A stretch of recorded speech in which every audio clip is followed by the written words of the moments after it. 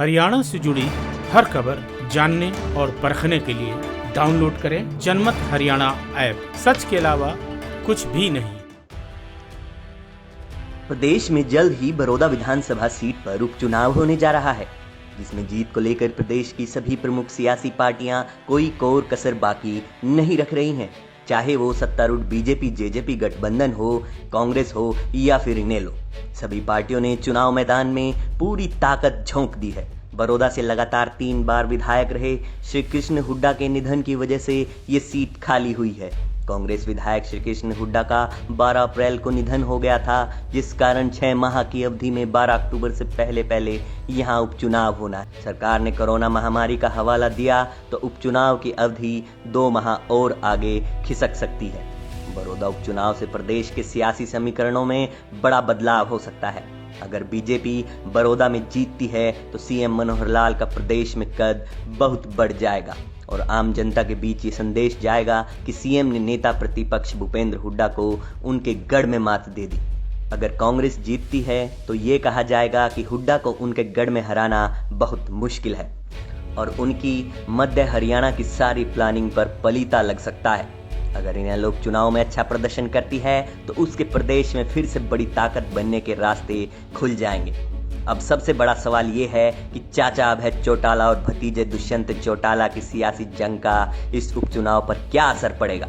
इसका फायदा उठाने के लिए सीएम मनोहर लाल और कांग्रेस नेता भूपेंद्र हुड्डा अपने अपने क्या दांव चलेंगे। वैसे इस बार बड़ौदा में पिछले साल हुए विधानसभा चुनाव की तुलना में स्थितियां काफी अलग हैं। उपचुनाव में कांग्रेस का सामना बीजेपी जेजेपी गठबंधन से होना है। पिछले विधानसभा चुनाव में बीजेपी और जेजेपी अलग अलग चुनाव लड़ रहे थे। बीजेपी के योगेश्वर दत्त को 31% और जेजेपी के भूपेंद्र मलिक को 26% वोट हासिल हुए थे, जबकि कांग्रेस के श्री कृष्ण हुड्डा 34.5% मत लेकर विजयी हुए थे। अब गठबंधन के बाद कांग्रेस के लिए सीट जीत पाना आसान नहीं रहेगा। अगर बीजेपी और जेजेपी के मतों को जोड़ा जाए तो 57% रहता है। ऐसे में कांग्रेस को जीत के लिए काफी पसीना बहाना पड़ सकता है।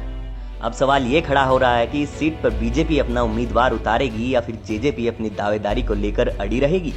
दिल्ली के विधानसभा चुनाव में बीजेपी ने जेजेपी को कोई सीट नहीं दी थी, जिस कारण अंदाजा लगाया जा सकता है कि बड़ौदा में बीजेपी ही अपनी पसंद का उम्मीदवार उतार सकती है और जेजेपी उसका समर्थन करेगी। बड़ौदा चूंकि इनेलो का गढ़ रह चुका है, ऐसे में चुनाव ओम प्रकाश चौटाला के साथ साथ उनके बेटे अभय चौटाला की साख से भी जुड़ा हुआ है। दुष्यंत चौटाला अब बीजेपी के साथ राजनीति कर रहे हैं। ऐसे में वो अपने चाचा अभय और भूपेंद्र हुड्डा को आगे बढ़ने से रोकने का कोई मौका हाथ से नहीं जाने देंगे। जबकि राज्यसभा सांसद दीपेंद्र हुड्डा ने यदि कोई नया दांव खेला तो वो बाजी को पलटने का कोई मौका नहीं चुकेंगे। बीजेपी अगर बड़ौदा उपचुनाव जीतती है तो उसके विधायकों की संख्या 41 हो जाएगी।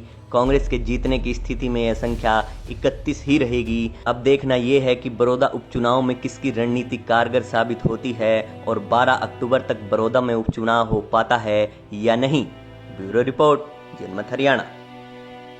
राजनीति के आगे, राजनीति के पीछे, हर हलचल को जानने के लिए हमारे YouTube चैनल जनमत हरियाणा को लाइक करें, सब्सक्राइब करें और अपडेट रहने के लिए बेल आइकन दबाना ना भूलें। देखते रहें जनमत हरियाणा, सच के अलावा कुछ भी नहीं।